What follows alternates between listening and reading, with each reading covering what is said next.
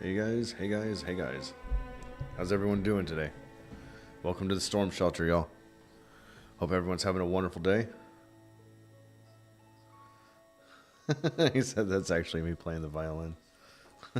You're funny, Taylor.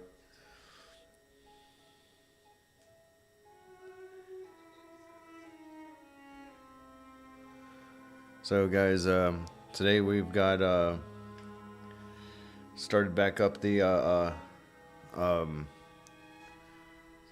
multi-streaming, so we're live on Twitch as well. Oh, you've seen that already too, Rasham? Awesome. It's going to be awesome. It's going to be great. Want to get that going again. So today, guys, we're going to start in the book of Ecclesiastes. Also, afterwards, I'm going to be dropping another parable today. So I hope that you guys like it. And it's a friend in the night. I know it's one I couldn't remember off the top of my head, but after reading it over again, it's like I remember this one. And this is another one that I feel is really important. So it may not be like one that Jesus felt was super important. I'm sure all the parables are important, but this one's really important in my eyes to all believers. Hey, Rasham, you're chilling alone there. I see you, brother. I've got you pulled up on my tablet so I can read chat from Twitch. So it's gonna be good. It's gonna be good. Like the quick and the dirty about that parable is essentially is like ask and you shall receive, seek and you shall find, knock and the door will be answered. And so it's just about God literally wanting us to ask him and about everything. He just wants to be part of every decision that we make. He wants to be a true, father, So, but you'll hear more in the parable, in the palpable parable video I make for it. I've already recorded it. I just have to make the video. Welcome, Jillian. Welcome, welcome. Does any of you guys have any prayer requests as we get started?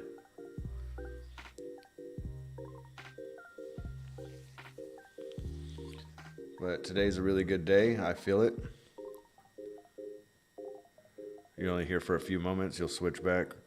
Well, I appreciate you hanging out there for a few. If Sarah hops on, she's supposed to be the moderator for Twitch. But it's not going to be bad. Not until we get more people on Twitch, and then we'll have to get a couple more moderators. But that's probably not going to be for a little while. So I'm not too worried. Not too worried.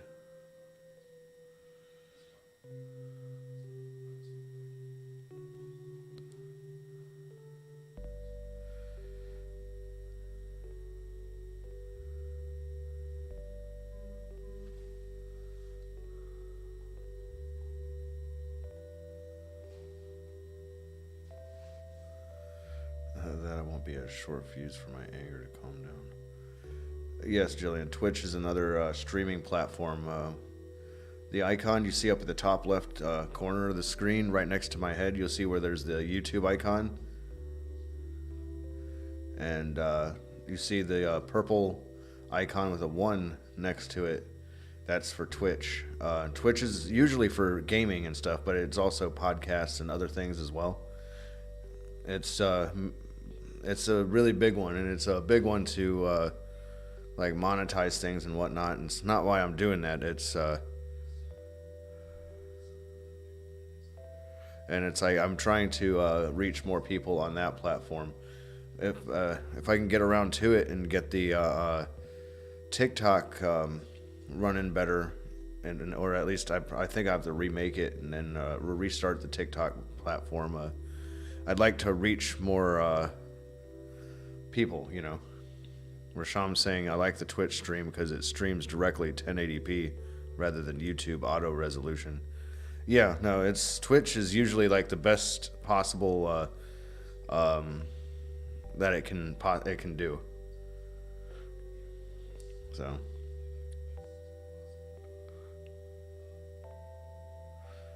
Oh yeah, we won't need any more mods for a little while. But once Twitch gets up and running, people will get a little unruly on there. You'll probably, like, once we get affiliated on Twitch, there will be some things that unlock on Twitch which you guys can't do on YouTube. And it's like you get channel points on Twitch, and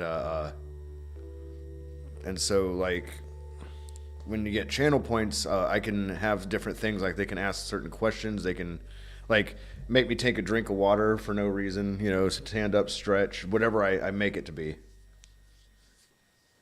And so it's just the channel points allow them to stay involved, I guess is what I want to say. So, but it's not too bad, you know what I mean? But Twitch is really neat.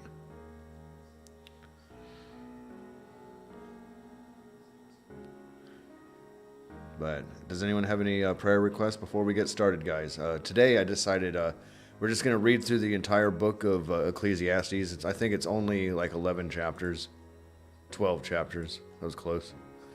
I'm waiting to see if a buddy of mine is going to show up today or not. So I don't want to, you know, have him show up here and we're in the middle of reading and gone in. Not to mention the next book, if I remember right, is Isaiah. And so I want to make sure that we put a lot of attention into that. No, it's Song of Songs. I'm sorry, not Isaiah. Song of Songs. I'm a little off today, I guess, with my guesses. But still, I'd like to spend some time with each one, you know, and maybe stop trying to go from, you know, go into next books and everything, and like separate each one. All right. Have somebody over here in Twitch that says, hello, sorry for bothering you. I want to offer promotion for your channel. Viewers, followers, views, chat, bots, etc. No, thank you. No, thank you.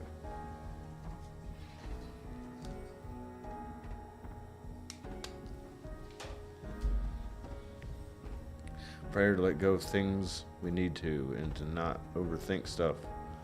Absolutely. And absolutely pray for that, Rasham.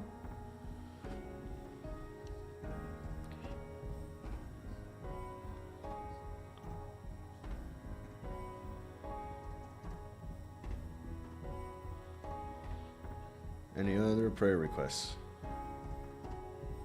I actually really like this playlist for music that I'm using today. Hide, welcome, welcome, welcome.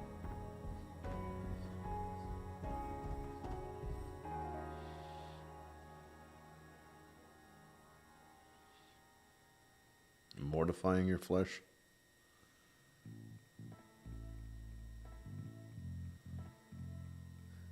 You might be thinking sanctifying your flesh, Jillian. Mortifying is...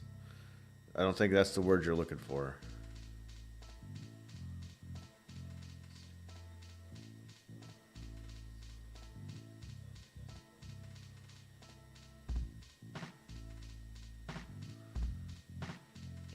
All right. Well, if there's no other prayer requests, we'll just get started. Dear Heavenly Father, I want to thank you for each and every single person that you've brought out here today. I thank you for the fellowshipping that you're allowing to happen as we dig deeper and deeper into your word, Lord. I ask, Lord, that you allow us to be able to find meaning and answers in Ecclesiastes, Lord, and be able to get deeper and closer to you, Lord. Lord, I ask that you will help us to let go of things that we need to, that don't belong of you, Lord. And to help us to stop overthinking things, to take the worry away. Because your word says that we're not to worry, Lord, especially about the next days or anything, that you've got those, Lord.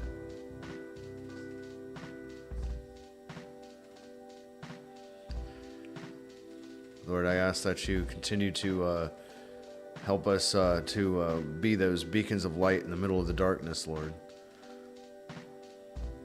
to be the road signs and posts that help point others to you, Lord.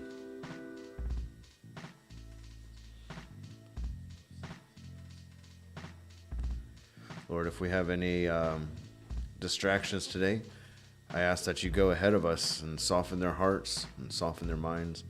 Prepare them, Lord. If they have seeds planted, help us to be able to water or maybe harvest. And if they don't, allow us to plant those seeds, Lord, so that they could find their way to you, Lord.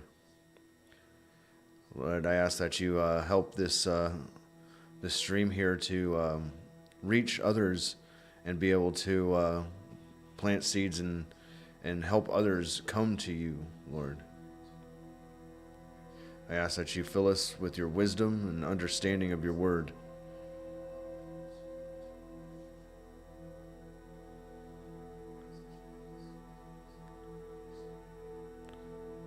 That way we're able to learn how to live the way you want us to live, Lord. Walk that fine line of the narrow path that you want us to walk, Lord. And I thank you, Lord, for this opportunity. In Jesus' name I pray, amen.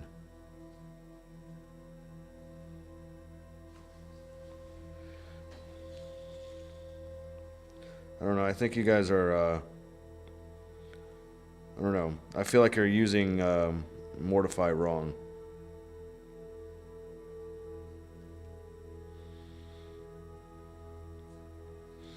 It's cause to feel embarrassed, ashamed, or humiliated. Then you go to the second one, subdue, by self-denial or discipline. So, I mean, maybe. But the first one is what I was thinking of, where it's being ashamed and humiliated.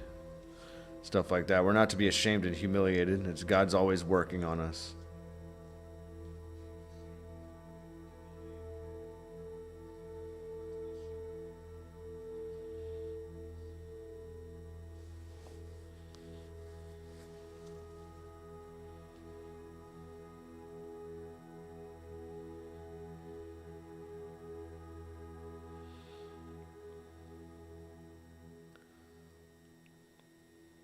So, I'll grant you that pass, Jillian. You just got to watch it. Some words, you're going to have double meanings. So, like, the way I was taking it when you say mortify is literally embarrassed, ashamed. Which, I mean, in a way that could go with it. But, not exactly the way you meant it, I know. So, but I'm glad we're all right.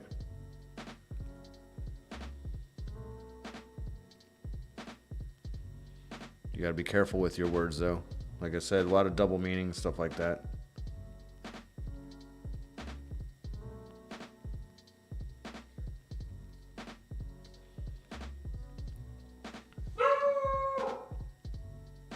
Oh, my goodness.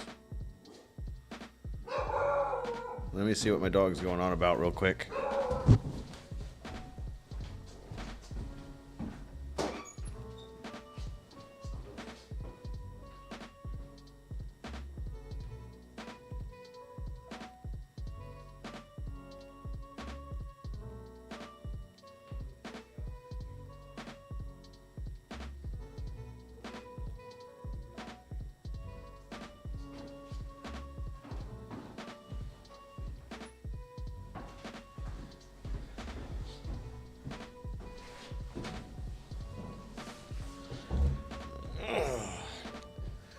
And Taylor, I know what you're saying, that it's okay, the Lord knows our hearts, but at the same time, it's you're going to have to be open with your expressions of what you're saying, because that's just like saying your intent is good. Intent is not the word you're looking for. So, because then people would start twisting words like, oh, intent this, intent that, like, oh, my intentions were this, even though I know that it goes against God. You know, no, it's, so, like, be careful. That's all I'm saying is be careful. Be careful. Oh, my dog's sitting there barking at absolutely nothing.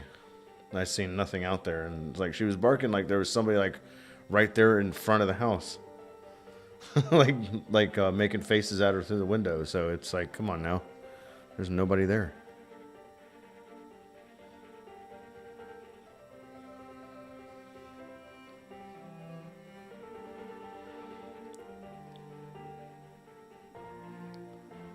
So today, guys, we get start into the book of Ecclesiastes. Do you have a bot for Twitch too? No, I don't. I'm not. Are you talking for Discord? Because I don't think so. At least I didn't set one up. So if there is, then I mean, then like I said, I didn't set it up. It could have been a squirrel, Jillian. You might be right. It could have been a squirrel. I didn't see a squirrel, but I wasn't looking for one either.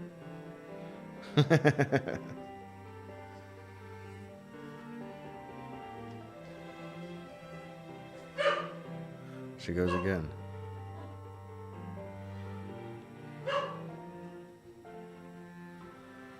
Right.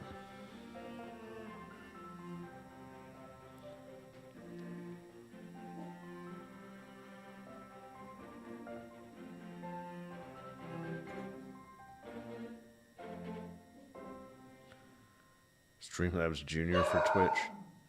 Oh, Streamlabs will talk to Twitch and stuff like that. Now she's... Man, I'll be right back. She's annoying.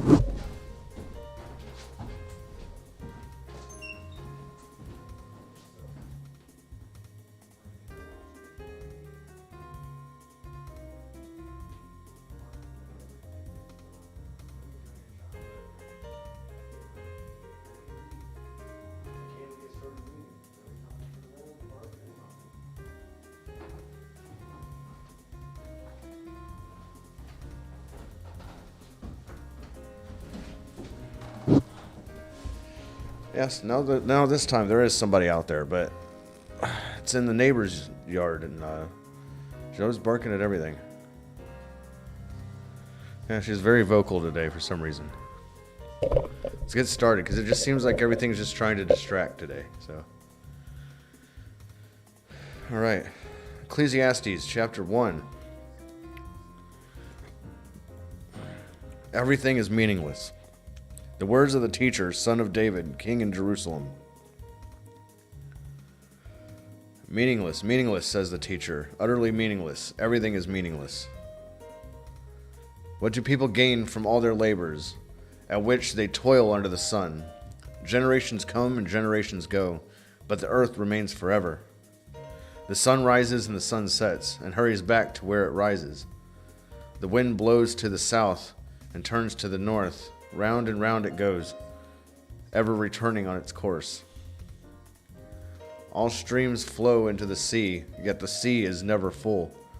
To the place the streams come from, there they return again. All things are wearisome, more than one can say. The eye never has enough of seeing, nor the ear its fill of hearing. What has been will be again. What has been done will be done again. There is nothing new under the sun. Is there anything of which one can say, look, this is something new? It was here already long ago. It was here before our time. No one remembers the former generations, and even those yet to come will not be remembered by those who follow them. Wisdom is meaningless. I, the teacher, was king over Israel and Jerusalem. I applied my mind to study and to explore by wisdom all that is done under the heavens. What a heavy burden God has laid on mankind. I have seen all the things that are done under the sun. All of them are meaningless, a chasing after the wind. What is crooked cannot be straightened. What is lacking cannot be counted. I said to myself, look, I have increased in wisdom more than anyone who has ruled over Jerusalem before me. I have experienced much of wisdom and knowledge. Then I applied myself to the understanding of wisdom and also of madness and folly. But I learned that this too is a chasing after the wind. For with much wisdom comes much sorrow. The more knowledge, the more grief. She's doing deliverance on other dogs. You're funny. Ecclesiastes Chapter 2. pleasures are meaningless. I said to myself, come now, I will test you with pleasure to find out what is good. But that also proved to be meaningless. Laughter, I said, is madness, and what does pleasure accomplish? I tried cheering myself with wine and embracing folly, my mind still guiding me with wisdom. I wanted to see what was good for people to do under the heavens during the few days of their lives. I undertook great projects. I built houses for myself and planted vineyards. I made gardens and parks and planted all kinds of trees, fruit trees in them. I made reservoirs to water groves of flourishing trees. I bought male and female slaves and had other slaves who were born in my house. I also owned more herds and flocks than anyone in Jerusalem before me. I amassed silver and gold for myself, and the treasure of kings and provinces. I acquired male and female singers and a harem, as well as the delights of a man's heart. I became greater by far than anyone in Jerusalem before me. In all this, my wisdom stayed with me.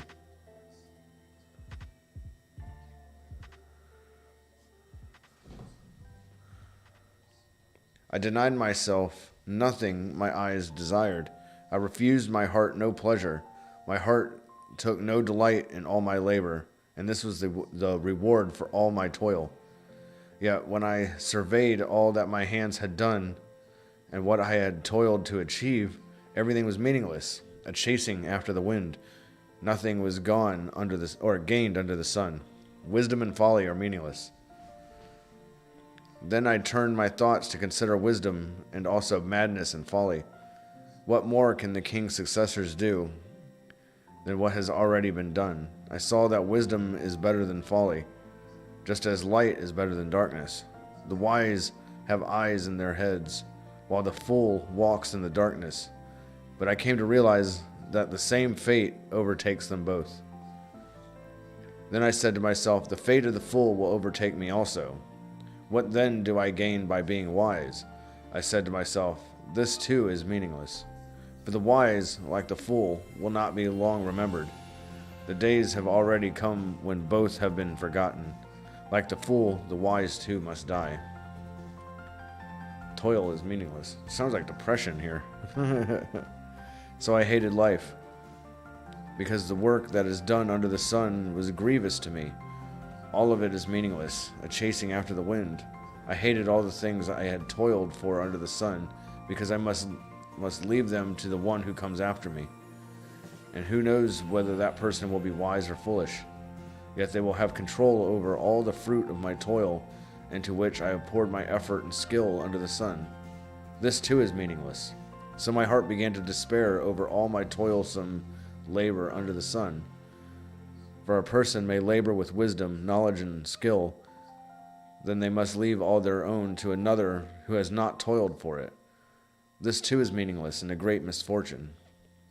What do people get for all the toil and anxious striving with which they labor under the sun? All their days their work is grief and pain.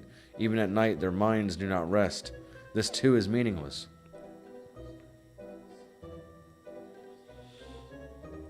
A person can do nothing better than to eat and drink and find satisfaction in their own toil. This too, I see, is from the hand of God. For without him, who can eat or find enjoyment? To the person who pleases him, God gives wisdom, knowledge, and happiness. But to the sinner, he gives the task of gathering and storing up wealth to hand it over to the one who pleases God. This too is meaningless, a chasing after the wind. Said, so is wisdom the application of the word, correct? I believe so. I believe so. The more knowledge, the more sorrow you have. Yes, that's actually a proven fact.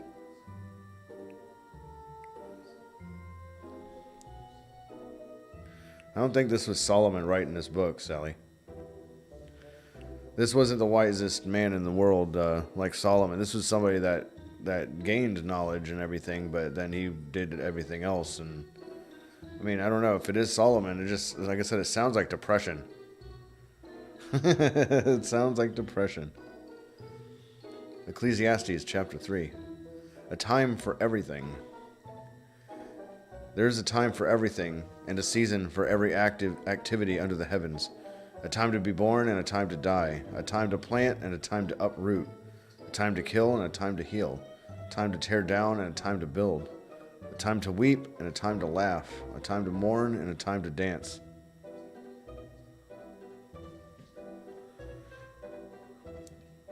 A time to scatter stones and a time to gather them. A time to embrace and a time to refrain from embracing.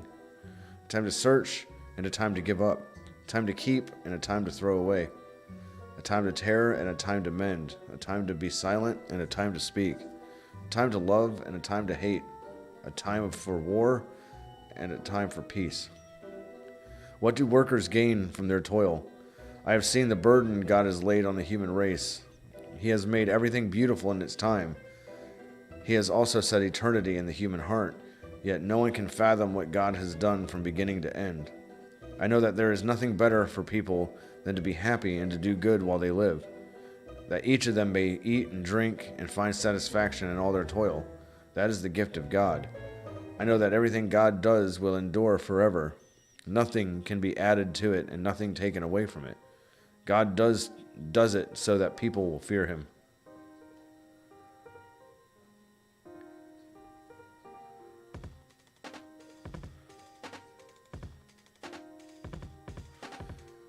Whatever is has already been, and what will be has been before, and God will call the past to account.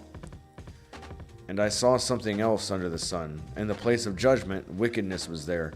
In the place of justice, wickedness was there. I said to myself, God will bring into judgment both the righteous and the wicked. For there will be a time for every activity, a time to judge every deed. I also said to myself, as for humans, God tests them so that they may see that they are like the animals. Surely the fate of human beings is like that of the animals. The same fate awaits them both. As one dies, so dies the other. All have the same breath. Humans have no advantage over animals. Everything is meaningless. All go to the same place. All come from dust, and to dust all return. Who knows if the human spirit rises upward, and if the spirit of the animal goes down into the earth? So I saw that there is nothing better for a person than to enjoy their work, because that is their lot. For you can bring them to see what will happen after them.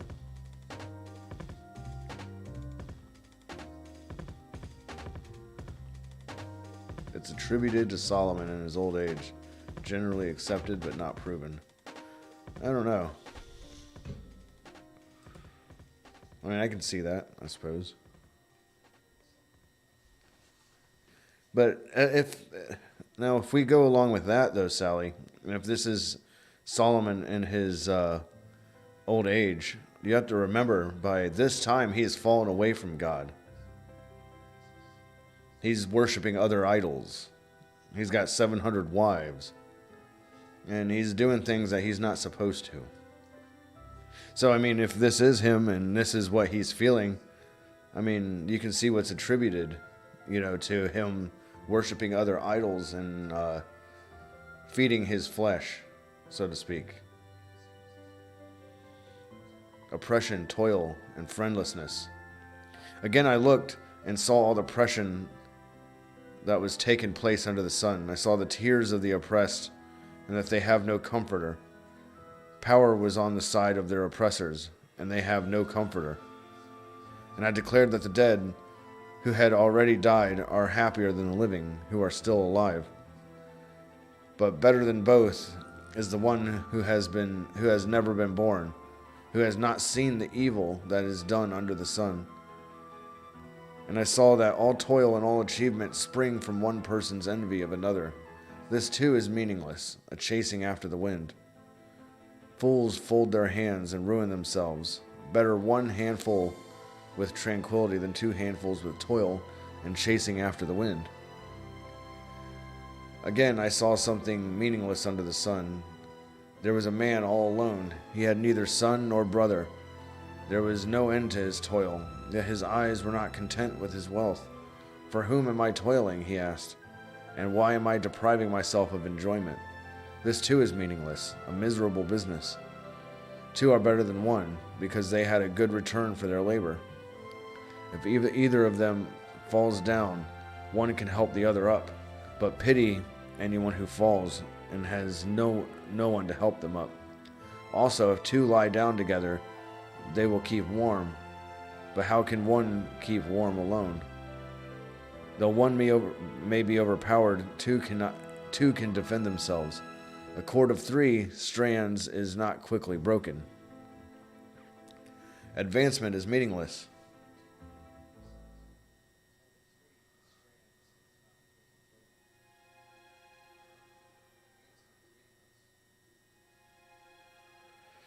Better a poor but wise youth than an old but foolish king who no longer knows how to heed a warning.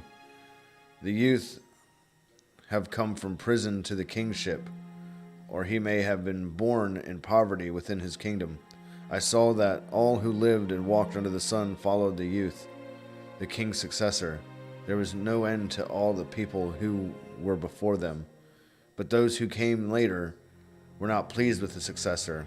This too is meaningless, a chasing after the wind. Valentine, welcome.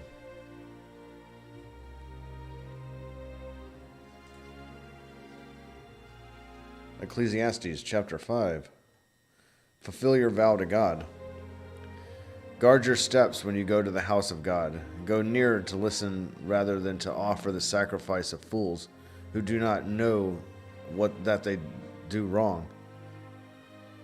Do not be quick with your mouth. Do not be hasty in your heart to utter anything before God. God is in heaven, you are on earth, so let your words be few. A dream comes when there are many cares, and many words mark the speech of a fool. When you make a vow to God, do not delay to fulfill it. He has no pleasure in fools. Fulfill your vow. It is better not to make a vow than to make one and not fulfill it. Do not let your mouth lead you into sin, and do not protest to the temple messenger, my vow was a mistake. Why should God be angry at what you say and destroy the work of your hands? Much dreaming and many words are meaningless, therefore fear God.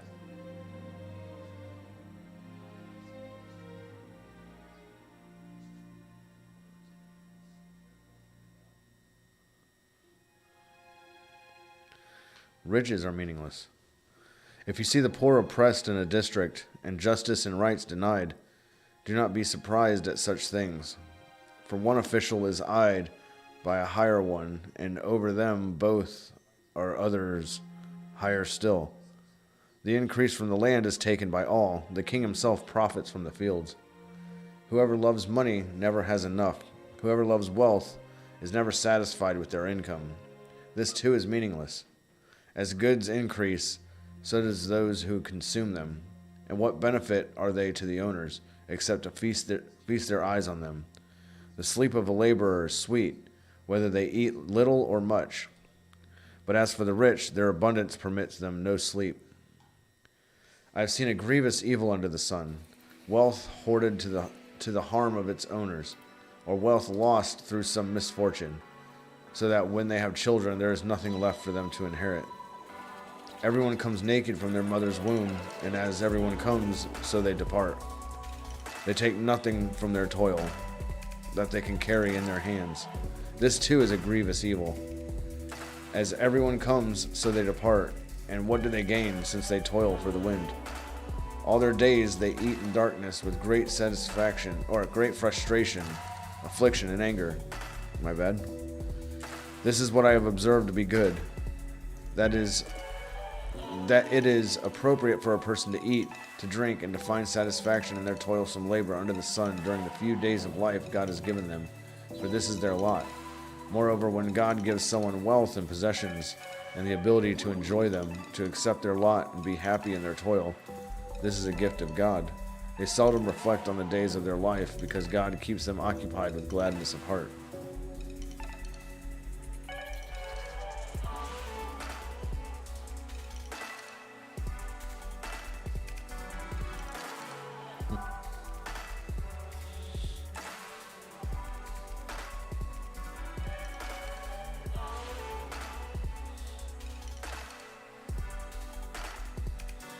Ecclesiastes Chapter 6. I've seen another evil under the sun, and it weighs heavily on mankind. God gives some people wealth, possessions, and honor, so that they lack nothing their hearts desire, but God does not grant them the ability to enjoy them, and strangers enjoy them instead.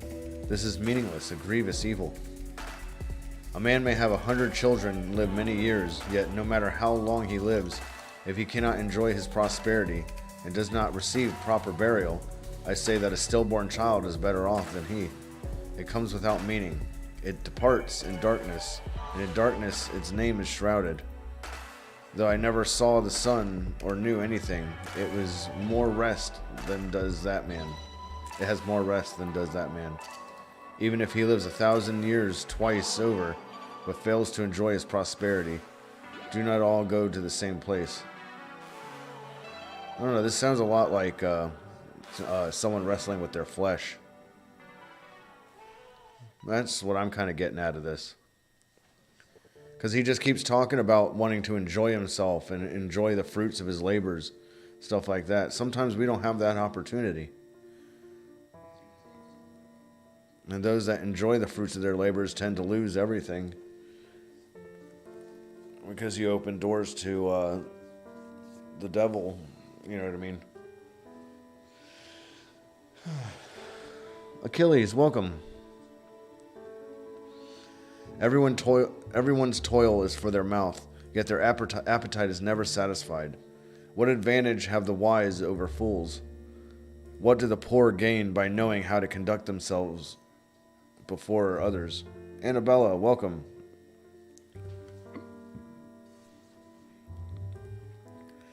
Better what the eyes see than the roving of the appetite. This too is meaningless, a chasing after the wind. Whatever exists has already been named, but humanity has been known. No one can contend with someone who is stronger.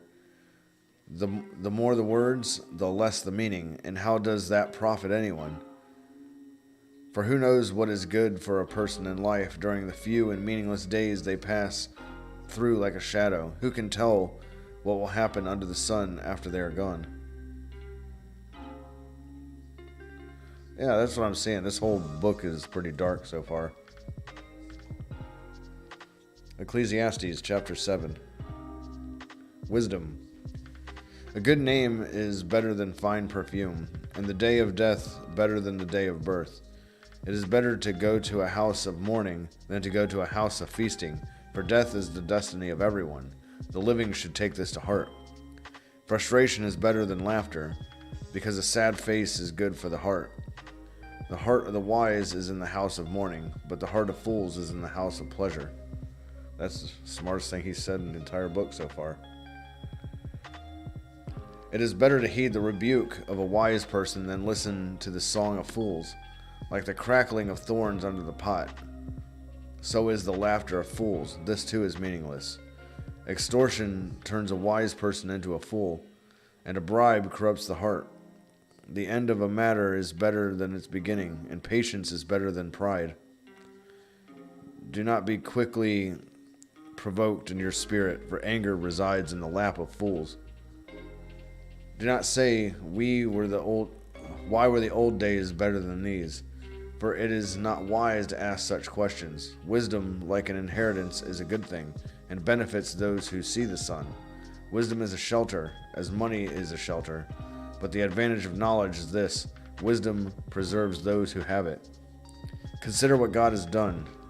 Who can straighten what has been made crooked? When times are good, be happy. But when times are bad, consider this: God has made the one as well as the other. Therefore, no one can discover anything about their future. In this meaningless life of mine, I have seen both of these: the righteous perishing in their righteousness, and the wicked living long in their wickedness. Do not be over-righteous, neither be over-wise. Why destroy yourself? Do not be over-wicked, and do not be a fool. Why die before your time?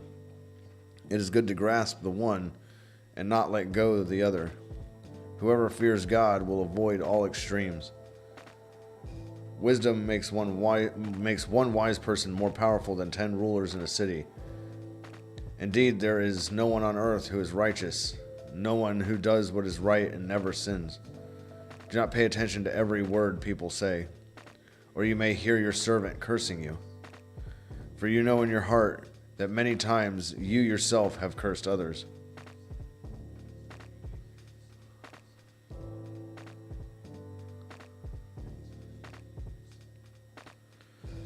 All this I tested by wisdom, and I said, I am determined to be wise, but this was beyond me.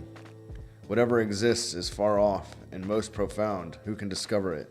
So I turned my mind to understand, to investigate and to search out wisdom and the scheme of things, and to understand the stupidity of wickedness and the madness of folly.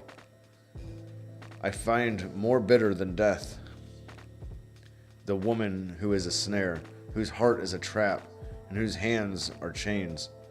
The man who pleases God will escape her, but the sinner she will ensnare. Look, says the teacher, this is what I have discovered. Adding one thing to another to discover the scheme of things while I was still searching, but not finding. I find one upright man among 1,000, but not one upright woman among them all.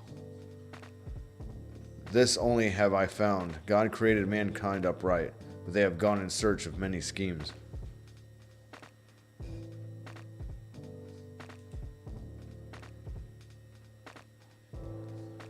Ecclesiastes Chapter 8. Who is like the wise? Who knows the explanation of things? A person's wisdom brightens their face and changes its hard appearance. Obey the king. Obey the king's command. I say, because you took an oath before God. Do not be in a hurry to leave the king's presence. Do not stand up for a bad cause, for he will do whatever he pleases. Since the king's word is supreme, who can say to him, what are you doing? Whoever obeys his commands will come to no harm, and the wise heart will know the proper time and procedure. For there is a proper time and procedure for every matter, though a person may be weighed down by misery. Since no one knows the future, who can tell someone else what is to come? And no one has power over the wind to contain it. So no one has power over the time of their death, and no one is discharged in time of war. So wickedness will not release those who practice it. You know, Sally, I was thinking about something. At the beginning of this book, it said it was a teacher of David, of King David. So it can't be Solomon. Solomon was his son, and Solomon didn't gain wisdom until he was already king. And so if this is during King David's reign, then this can't be Solomon. And it would explain why this person seems really dark. It's wisdom, but it doesn't feel like it's true wisdom, if that makes sense. This is my perception of it.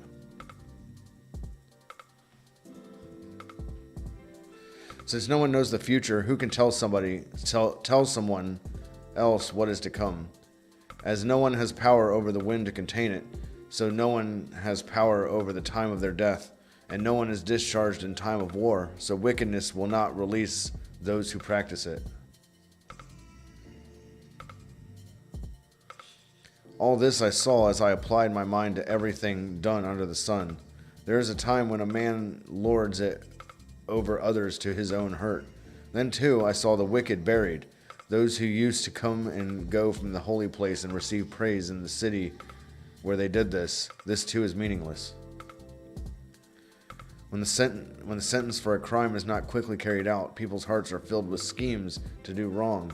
Although a wicked person who commits 100 crimes may live a long time, I know that it will go better with those who fear God, who are reverent before him.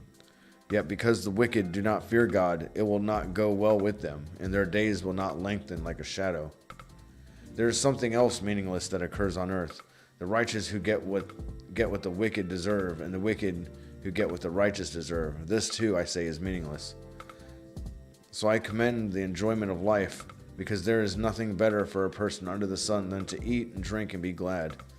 Then joy will accompany them in their toil all the days of the life of God has given them under the sun.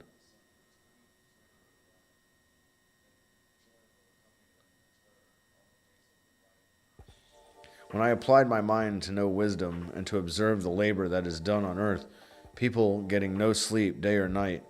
Then I saw all that God has done. No one can comprehend what goes on under the sun. Despite all their efforts to search it out, no one can discover its meaning. Even if the wise claim they know, they cannot really comprehend it. That's one of the smartest things he said.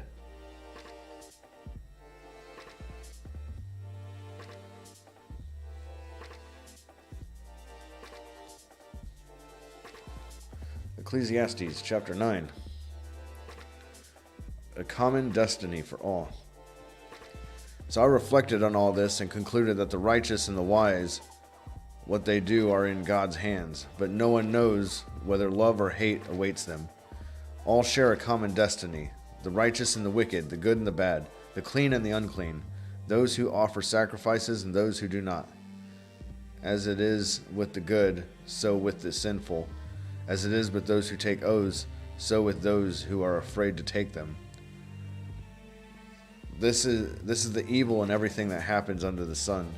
The same destiny overtakes all. The hearts of people, moreover, are full of evil, and there is madness in their hearts while they live, and afterward they join the dead.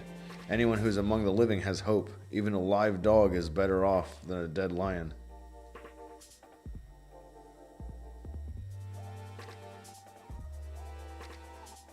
For the living know that they will die, but the dead know nothing. They have no further reward, and even their name is forgotten. Their love, their hate, and their jealousy have long since vanished. Never again will they have a part in anything that happens under the sun. Go eat your food with gladness and drink your wine with a joyful heart, for God has already approved what you do.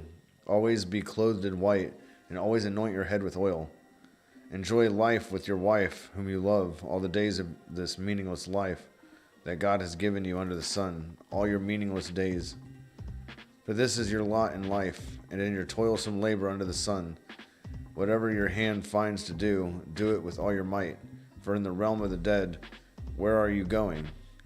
There is neither working, nor planning, nor knowledge, nor wisdom.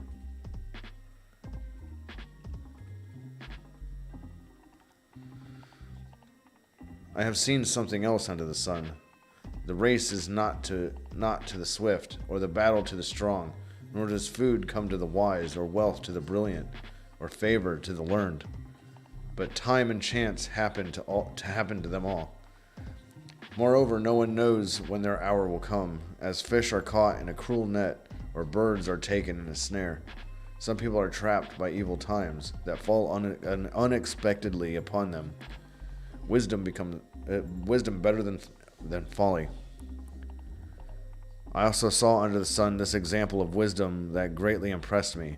There was once a small city with only a few people in it, and a powerful king came against it, surrounded it, and built huge siege works against it. Now there lived in that city a man poor but wise, and he saved the city by his wisdom, but nobody remembered that poor man. So I said, wisdom is better than strength, but the poor man's wisdom is despised, and his words are no longer heeded. The quiet words of the wise are more to be heeded than the shouts of a ruler of fools. Wisdom is better than weapons of war, but one sinner destroys much good. Ecclesiastes Chapter 10. As dead flies give perfume a bad smell, so a little folly outweighs wisdom and honor. The heart of the wise inclines to the right, but the heart of the fool to the left. Even as fools walk along the road, they lack sense, and show everyone how stupid they are. If a ruler's anger rises against you, do not leave your post. Calmness can lay great offenses to rest. There is an evil I have seen under the sun, the sword of error that arises from a ruler. Fools are put in many high positions, while the rich occupy the low ones. I have seen slaves on horseback, while princes go on foot like slaves. Whoever digs a pit may fall in it. Whoever breaks through a wall may be bitten by a snake. Whoever quarries stones may be injured by them. Whoever splits logs may be endangered by them. If the axe is dull and its edge unsharpened, more strength is needed, but skill will bring success.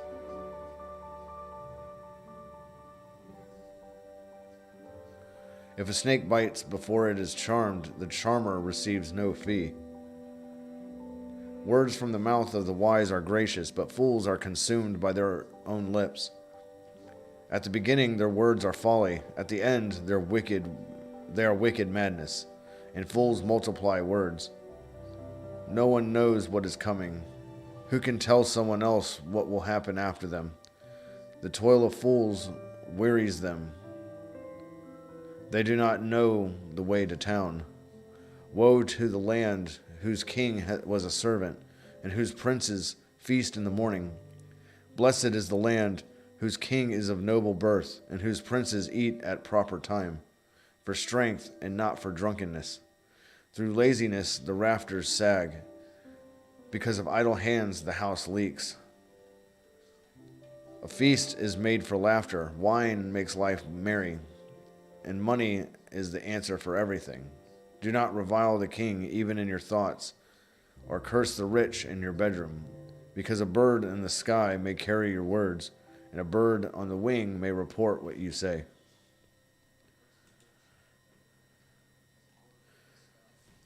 Oh, Ecclesiastes Chapter 11.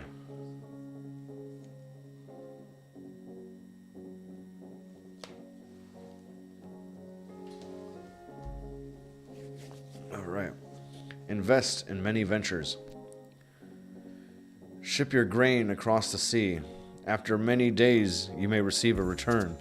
Invest in 7 ventures, yes, in 8. You do not know what disaster may come upon the land. If clouds are full of water, they pour rain on the earth.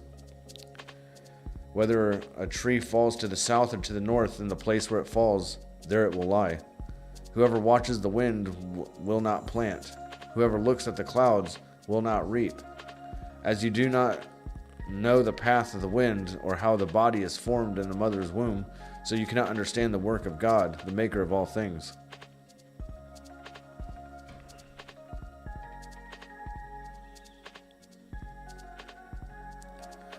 Something I'm going to point out, guys, and Rasham probably knows this because we read the same book, but after reading a book by Alexander Pagani, one thing he brought up is whenever we see references to birds, birds in the Bible tend to reference angels and demons a lot of the time. Sarah, welcome.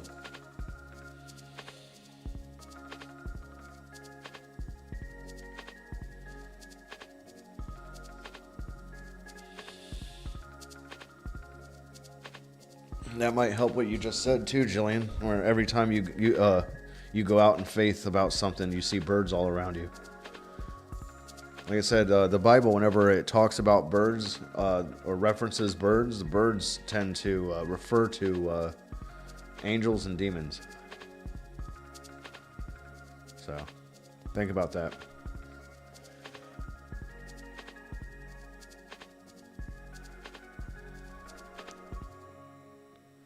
Not all birds, but not all birds, Taylor, are a symbol for witchcraft. Because you have to remember, the dove is one of God's that he uses constantly. So, I mean, you can't think like that, like birds are more commonly a symbol for witchcraft. I mean, they can be, but that's not necessarily true. So I'd be like, nah, that crow was 100% speaking to me. Crows are interesting. They remember faces. They have, if I remember right, like 8 to 10 different types of calls. Stuff like that. It's, they will show their young. You know, different things. Like if they know it's like a bad person or whatever, they'll show their young so their young will know and their young will show their young. And it's wild. It's a process.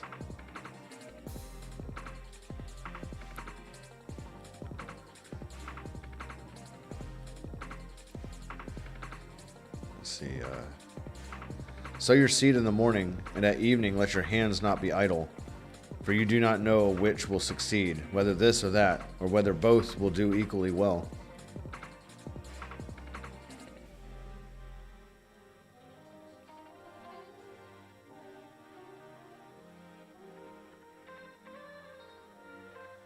Remember your Creator while young. Light is sweet, and it pleases the eyes to see the sun. However many years anyone may live, let them enjoy them all. But let them remember the days of darkness, for there will be many. Everything to come is meaningless. You who are young, be happy while you are young, and let your heart give you joy in the days of your youth. Follow the ways of your heart and whatever your eyes see, but know that for all these things God will bring you into judgment. So then banish anxiety from your heart and cast off the troubles of your body, for youth and vigor are meaningless. Everything's meaningless to this guy. Ecclesiastes Chapter 12. Remember your Creator in the days of your youth, before the days of trouble come, and the years approach, when you will say, I find no pleasure in them. Before the sun and the light, and the moon and the stars grow dark, and the clouds return after the rain. When the keepers of the house tremble, and the strong men stoop. When the grinders cease because they are few, and those looking through the windows grow dim.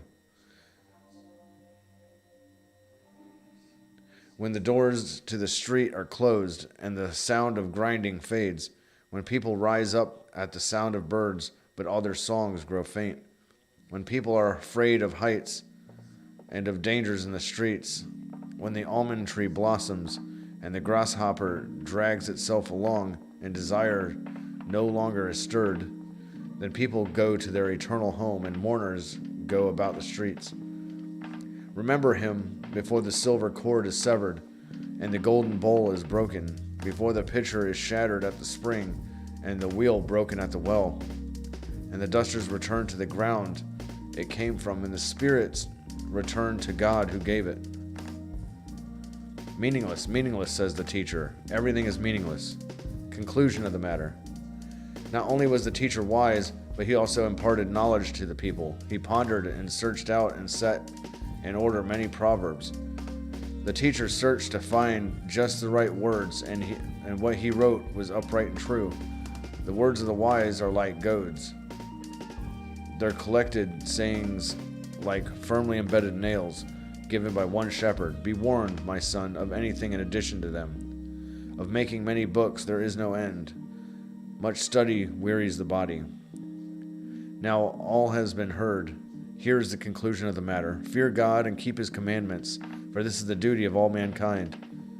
For God will bring every deed into judgment, including every hidden thing, whether it good or evil.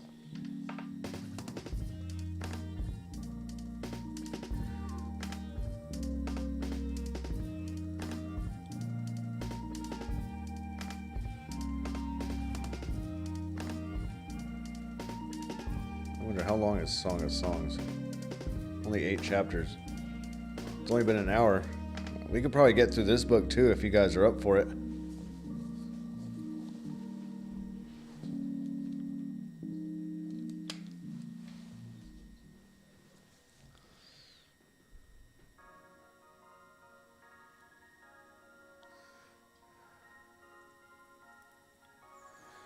Sarah, just so you know, we're going to be multi-streaming again, or we are now. So, I'm not telling you to go over, but just keep that in mind since you're the mod for Twitch. There's no one in the Twitch thing right now, so I can let you know, but just letting you know we're back on Twitch again. This was your favorite book? That book was dark. The guy had that guy just seemed really depressed. That's just my personal opinion.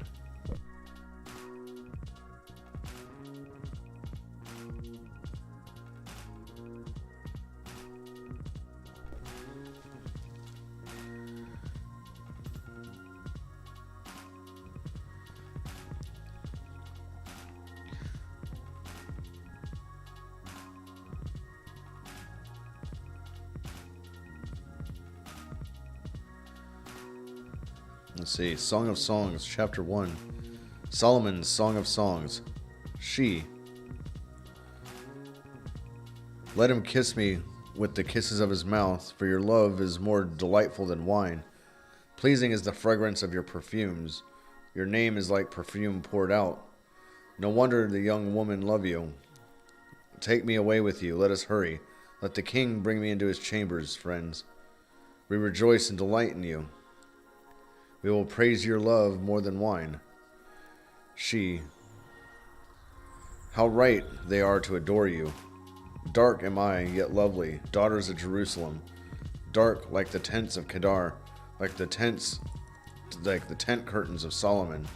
Do not stare at me because I am dark, because I am darkened by the sun. My mother's sons were angry with me and made me take care of the vineyards. My own vineyard I had to neglect. Tell me, you whom I love, where you graze your flocks, where you rest your sheep at midday.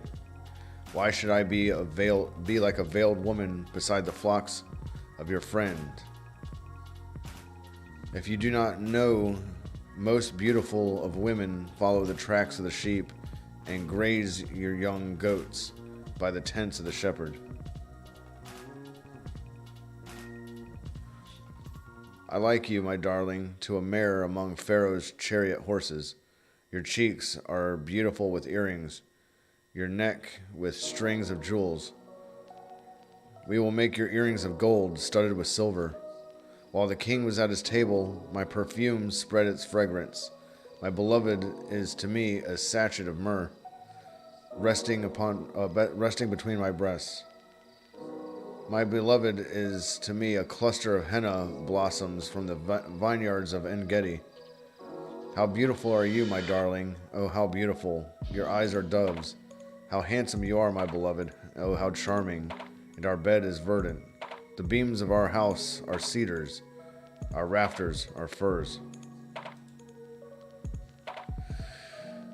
Song of Songs, Chapter 2. I am a rose of Sharon, a lily of the valleys. Like a lily among thorns is my darling among the young women. Like an apple tree among the trees of the forest is my beloved among the young men. I delight to sit in his shade, and his fruit is sweet to my taste. Let him lead me to the banquet hall. Let his banner over me be love. Strengthen me with raisins. Refresh me with apples, for I am faint with love. His left arm is under my head. His right arm embraces me. Daughters of Jerusalem, I charge you, by the gazelles and by the does of the field, do not arouse or awaken love until it so desires. Listen, my beloved. Look, here he comes, leaping across the mountains, bounding over the hills. My beloved is like a gazelle or a young stag. Look, there he stands behind our wall, gazing through the windows, peering through the lattice. My beloved spoke and said to me, Arise, my darling, my beautiful one, come with me. See, the winter is past, the rains are over and gone. The flowers appear on the earth, the season of singing has come. The cooing of doves is heard in our land. The fig trees forms in early fruit. The blossoming vines spread their fragrance. Arise, come, my darling, my beautiful one, come with me. My dove in the clefts of the rock, in the hiding places of the mountainside, show me your face. Let me hear your voice, for your voice is sweet, and your face is lovely.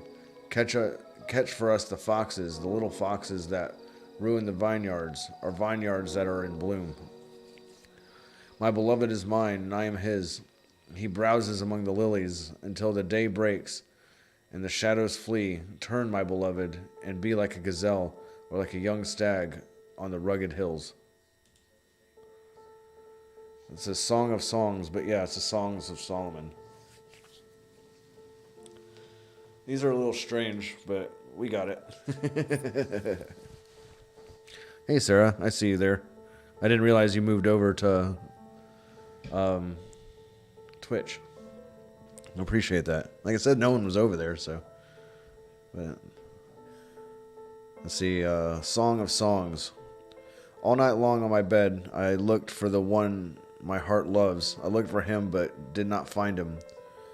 I will get up now and go about the city, through its streets and squares. I will search for the one my heart loves. So I looked for him, but did not find him.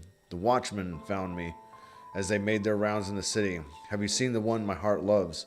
Scarcely had I passed them when I found the one my heart loves.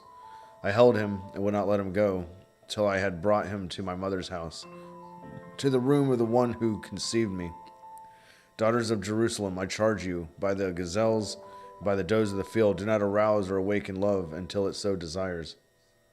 You move around? Okay, no worries. I was just wondering.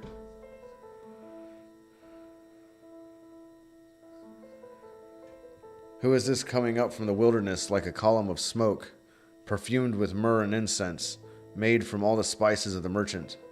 Look, it is Solomon's carriage, escorted by 60 warriors, the noblest of Israel, all of them wearing the sword, all experienced in battle, each with his sword at his side, prepared for the terrors of the night. King Solomon made for himself the carriage, and made it of wood from Lebanon. Its posts he made of silver, its base of gold. Its seat was upholstered with purple, its interiors inlaid with love. Daughters of Jerusalem, come out and look, you daughters of Zion. Look on King Solomon wearing a crown, the crown with which his mother crowned him, on the day of his wedding, the day his heart rejoiced.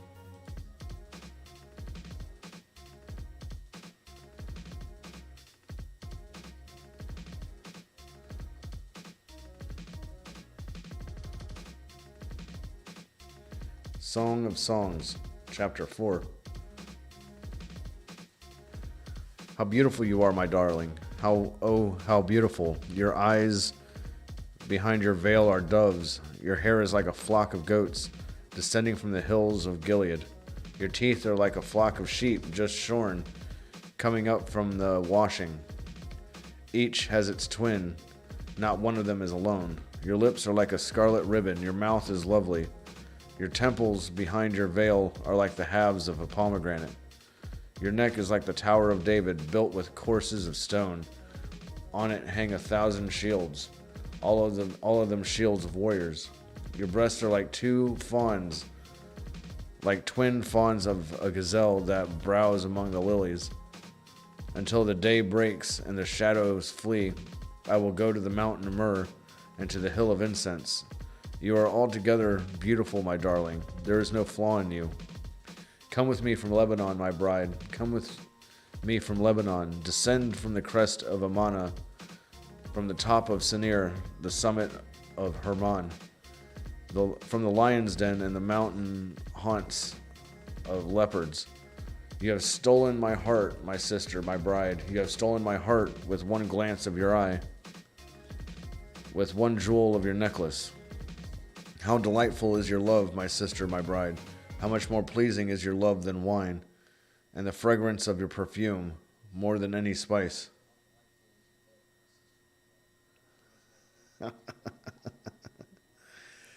Your lips drop sweetness as the honeycomb, my bride. Milk and honey are under your tongue. The fragrance of your garments is like the fragrance of Lebanon. You are a garden locked up, my sister, my bride. You are a spring enclosed, a seal fountain. Your plants are an orchard of pomegranates with choice fruits, with henna and nard and saffron, calamus and cinnamon, with every kind of incense tree, with myrrh and aloes and all the finest spices. You are a garden fountain, a well of flowing water, streaming down from Lebanon. Awake, north wind, and come, south wind, blow on my garden, that its fragrance may spread everywhere. Let my beloved come into his garden and taste its choice fruits.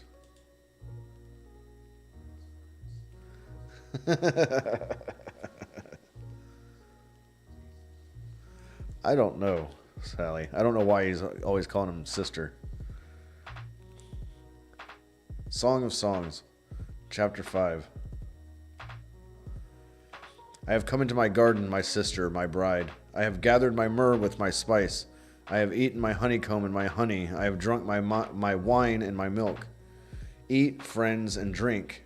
Drink your fill of love.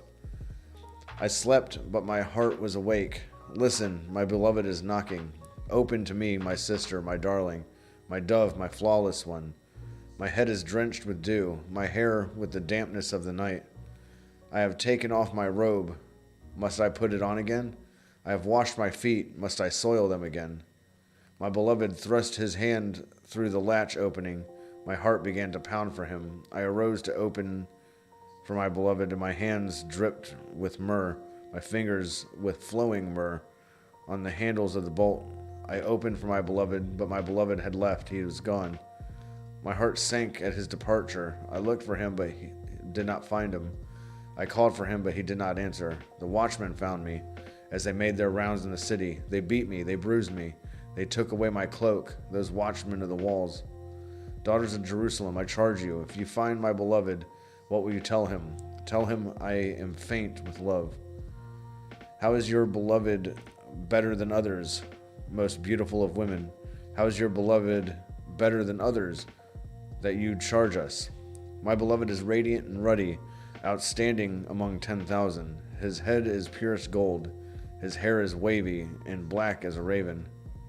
His eyes are like doves by the water streams, washed in milk and mounted like jewels. His cheeks are like the beds of spice, yielding perfume. His lips are like lilies dripped with myrrh. His arms are rods of gold, set with topaz. His body is like polished ivory, decorated with lapis lazuli. His legs are pillars of marble, set on bases of pure gold. His appearance is like Lebanon, choice as its cedars. His mouth, its sweetness itself. He is altogether lovely. This is my beloved. This is my friend, daughters of Jerusalem.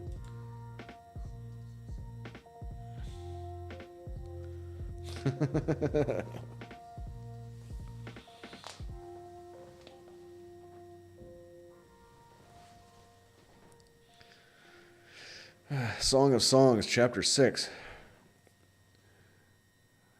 Where has your beloved gone, most beautiful of women?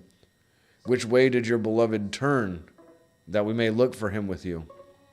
My beloved has gone down to his garden, to the beds of spices, to browse in the gardens, and to gather lilies. I am my beloved's, and my beloved is mine. He browses among the lilies. All right. You are as beautiful as Tirzah, my darling, as lovely as Jerusalem, as majestic as troops with banners.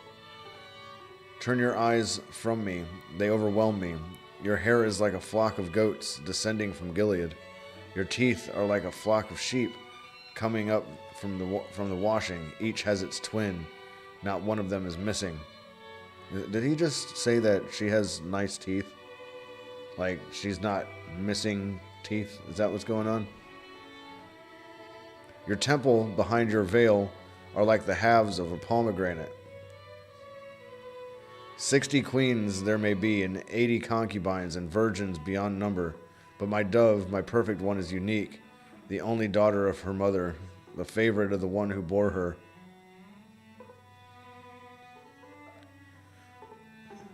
The young women saw her and called her blessed. The queens and concubines praised her.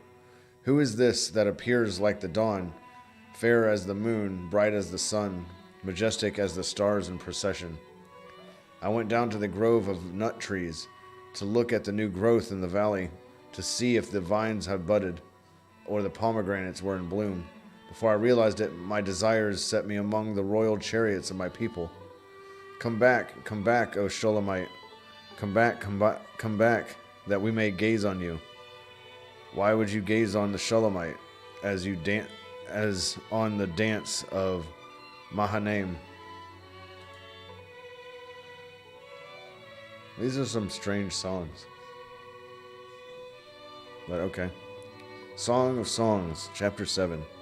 How beautiful your sandaled feet, O prince's daughter.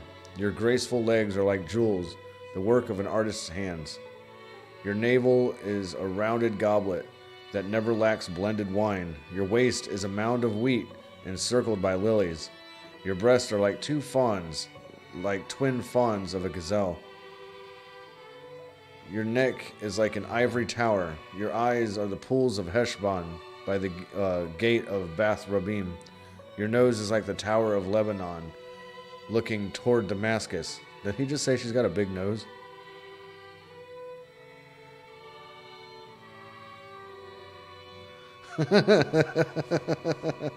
Rasham. Your head crowns you like Mount Carmel. Sounds like they've been doing body shots. Right? Your hair is like royal tapestry. The king is held captive by its tresses. How beautiful you are, and how pleasing, my love, with your delights. Your stature is like that of the palm, and your breasts are like clusters of fruit. I said, I will climb the palm tree, and I will take hold of its fruit. May your breasts be like clusters of grapes on the vine, the fragrance of your breath like apples, and your mouth like the best wine. May the wine go straight to my beloved, flowing gently over lips and teeth. I belong to my beloved, and his desire is for me. Come, my beloved, let us go to the countryside. Let us spend the night in the villages. Let us go early to the vineyards to see if the vines have budded, if their blossoms have opened, if the pomegranates are in bloom. There I will give you my love. The mandrakes send out their fragrance, and at our door is every delicacy, both new and old, that I have stored up for you, my beloved.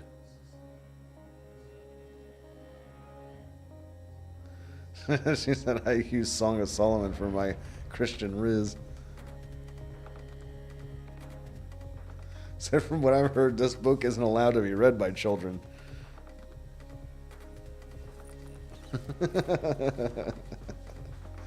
I'm kind of right there.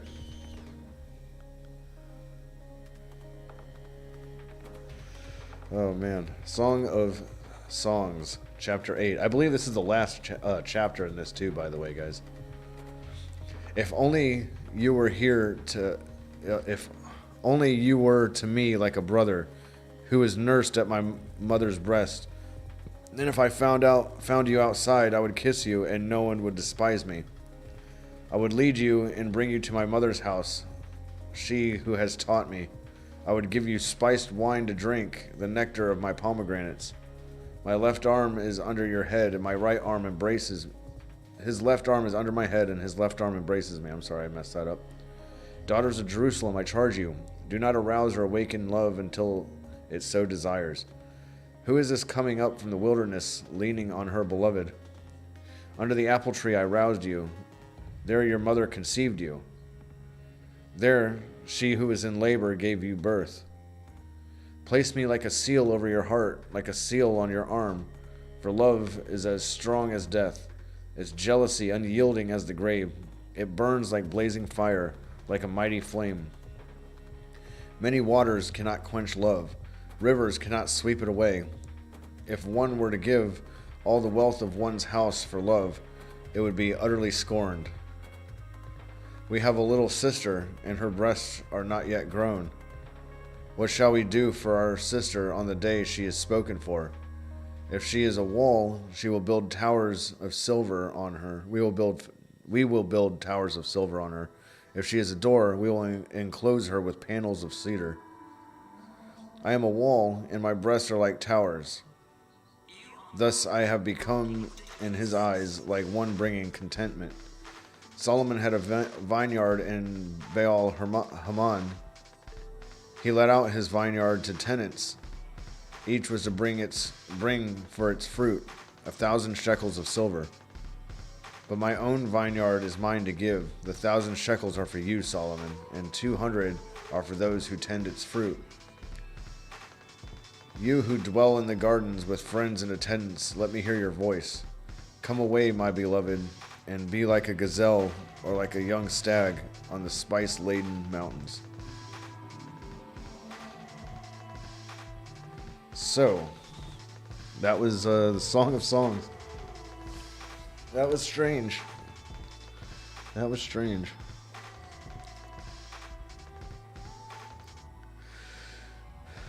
I recognize that from a sing song.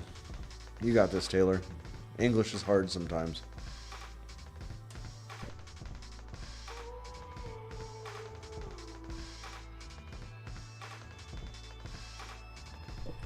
I mess up on it as well.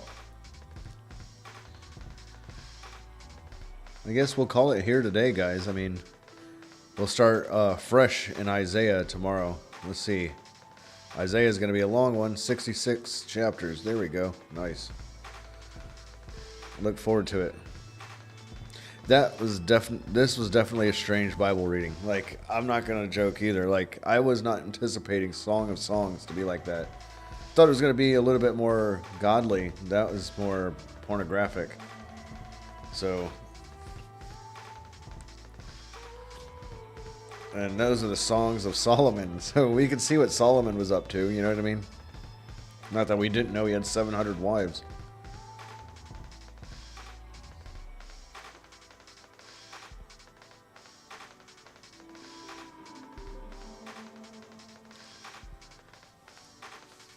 But hey, we got this done and over with.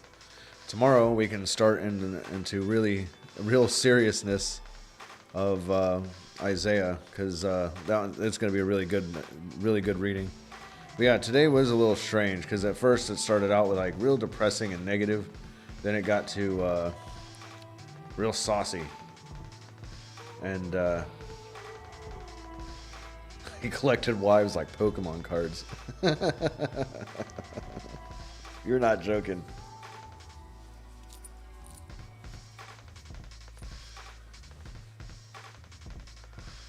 Man. But we got those out of the way. Not sure what we're supposed to learn from those. Maybe we'll learn something better from them the next time around. It's the first time I read that book. I didn't know it was part of the Bible, but Isaiah Oliver said it isn't meant to be read by children, and that's why many Bibles don't have them. I can see why, because, oh man.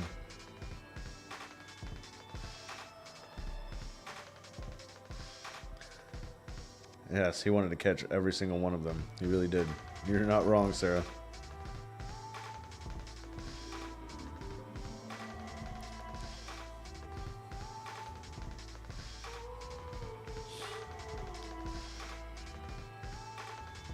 So, yeah, I guess we'll call it a day. Start fresh with Isaiah tomorrow. We learned Christian Riz. We did.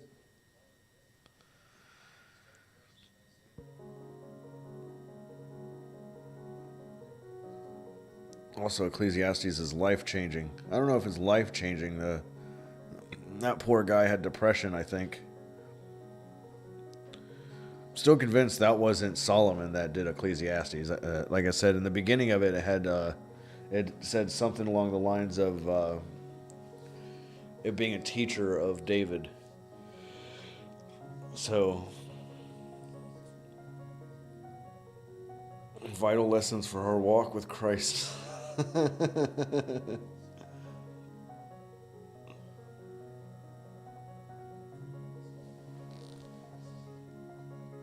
Bro left all the men single there by taking all the potential wives. Yeah. He said, I don't have concubines here. I take, he's like, I have wives. I personally question how he, like, entertained, like, what did he do? Like, several of them at a time? There's not enough time to deal, like, oh, man. I've never understood people like that.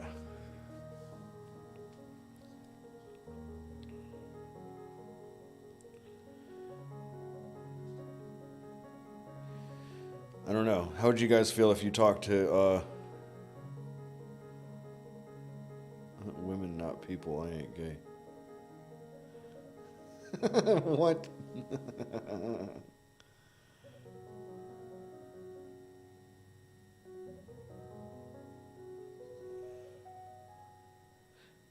Yeah, I don't know, Sally. It's like I said, it didn't sound like Solomon to me. Like, we just read the songs of Solomon. We seen what was on his mind.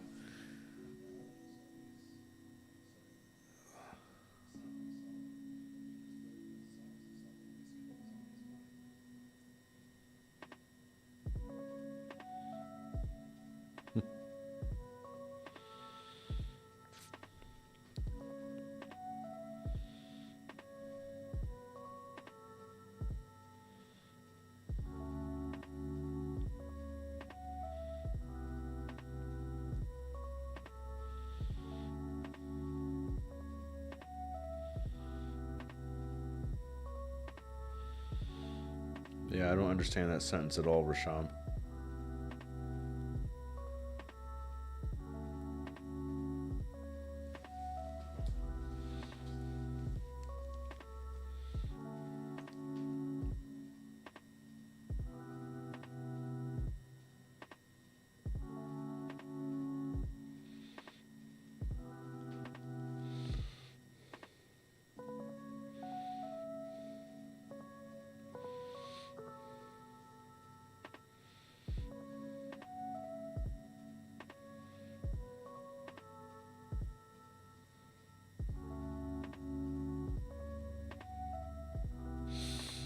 Oh.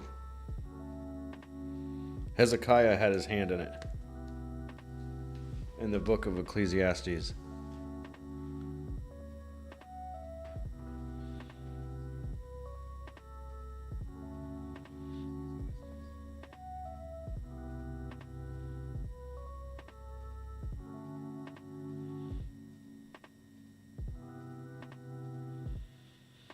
So, does anyone have any prayer requests before we end today's strange session?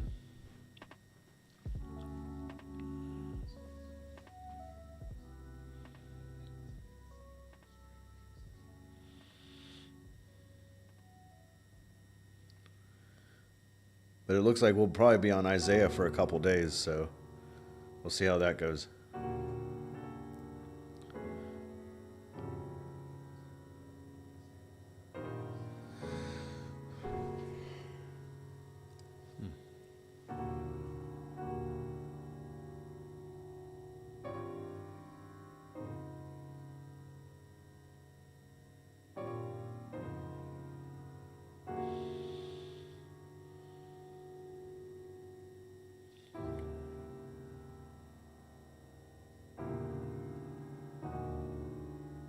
Strength for the week ahead. Absolutely, Valentine.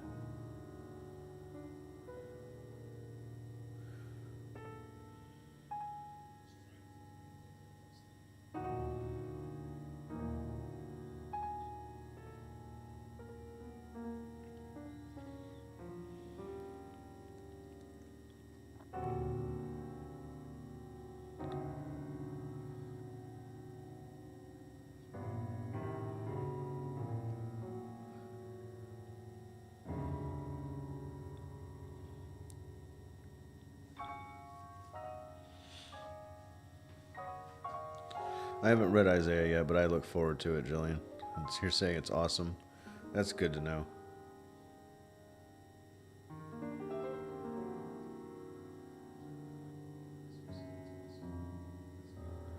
So anyone who want to use Solomon's pickup lines, here's an advice. Don't do it. Pray for Israel? I mean, we can. What's going on with Israel? Are they still going through their stuff?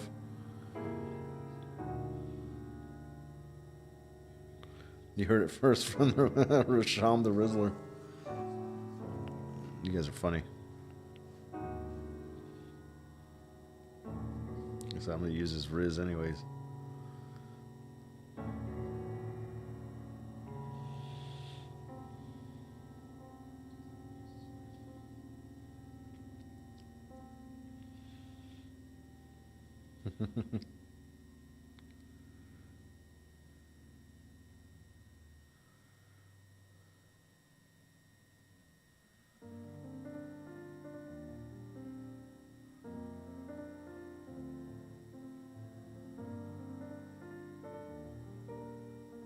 Hey, Mary, welcome back.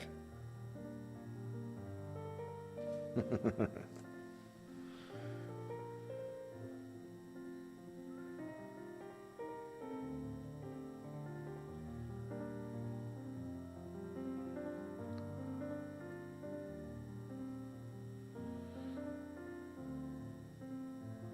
going to go ahead and get started with the prayer, though. Dear Heavenly Father, I want to thank you for bringing us all together, Lord, for helping us get through these books in the Bible and get closer in your Word, dig deeper in your Word, and learning more about how you will talk to us, Lord. So thankful for that. I thank you for the fact that we're able to fellowship together and all of us spend time together while we get through your word, Lord. Lord, I ask that you help our sister Valentine, grant her more strength and patience and perseverance so that she could get through this next week that's coming up ahead for her, Lord. And Lord, can we please look out for your children in Israel?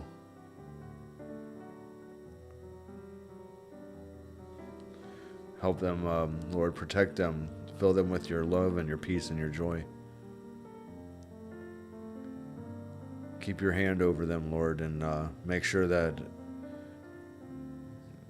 they keep working towards you, Lord, getting closer to you, Lord.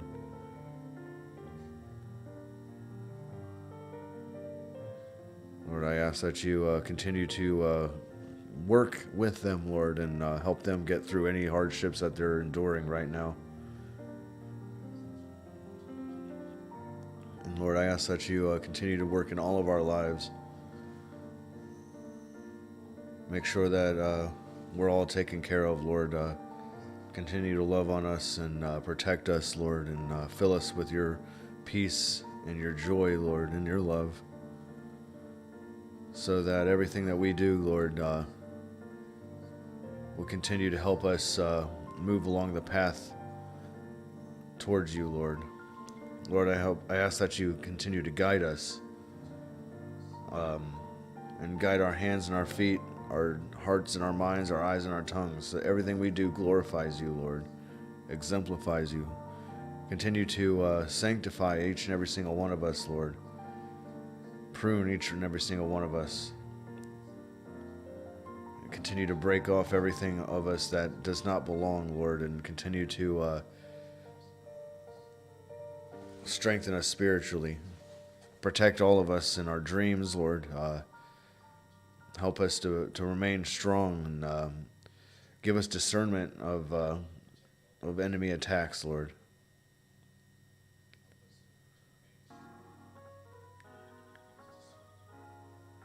Lord, I'm super thankful for everything that you've been doing through us and through me to everyone, and I'm loving seeing everyone else grow and mature with you, Lord, and continue to stay in your word every single day, and that's super important. I'm so thankful for that, Lord. I thank you for giving us all a fire for you that allows us to stay with you, Lord.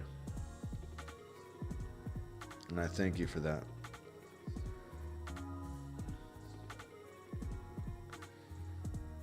I ask, Lord, that you continue to go ahead of us and soften any hearts of anybody that you're going to have each one of us encounter, Lord, and help us plant more and more seeds for you so that we can help and continue to bring more of your children to you, Lord, and that we can continue to help awaken others that are stuck in that darkness, that are lost, Lord, that are searching for you, that are searching for a way.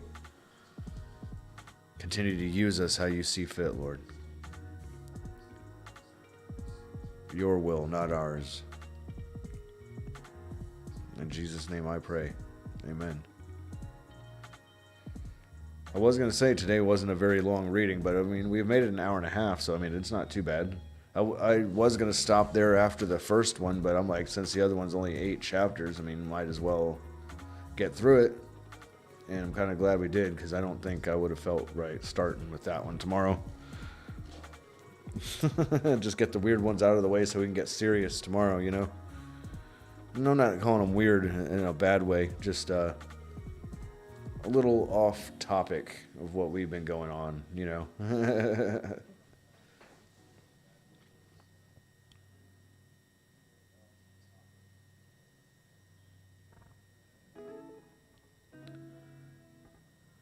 Yes, Sarah?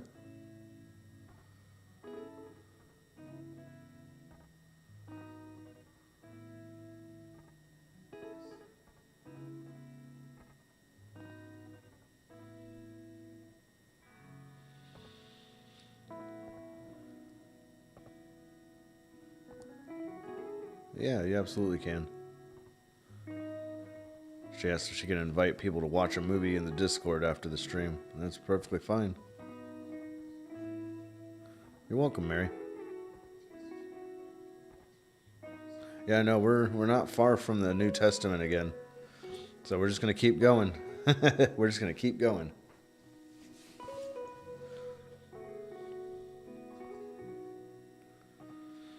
Yeah, those two books were definitely a little different, but we'll see how it goes. We're going to keep moving right along.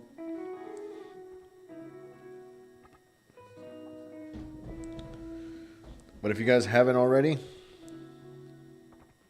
make sure you guys hit that thumbs up button. If anyone's new here, make sure you guys hit that subscribe button, hit that bell, and make sure you get those notifications when we go live, when we drop new videos. Those of you on Twitch watching, make sure you guys come and hit us up on YouTube. We got other videos and stuff that we drop, not just the live streams. So make sure you come on over here and check out more of the content that we have going on. We also have a Discord channel and everything that I'm going to get. Looks like the bot's not working on Twitch, so I'm going to have to see either if I can do the Streamlabs bot, or if I'm going to choose another bot to work on Twitch. I don't know. That's going to be a step. It's going to be a process. But either way, we'll get there. We will get there. I appreciate all the support and everyone coming and hanging out with me today. I'm glad all of us are able to continue to stay in the Word with God and remain close to Him and constantly seek Him. Make sure you guys are constantly in prayer and talking to God at all times.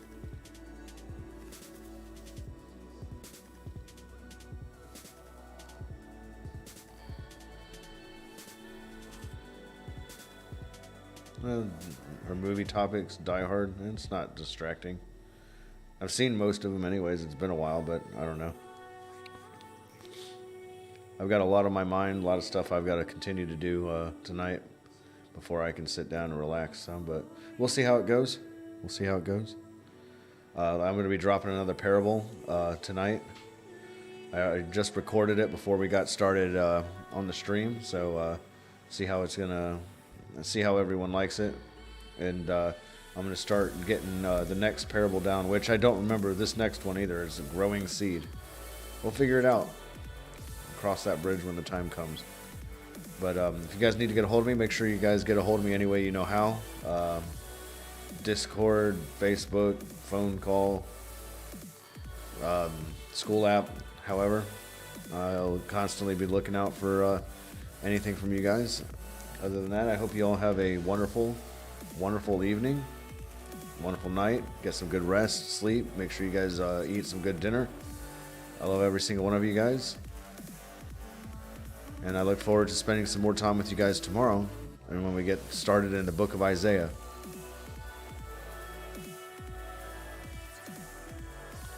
I love you guys. God bless you all. And peace out, guys. Love you.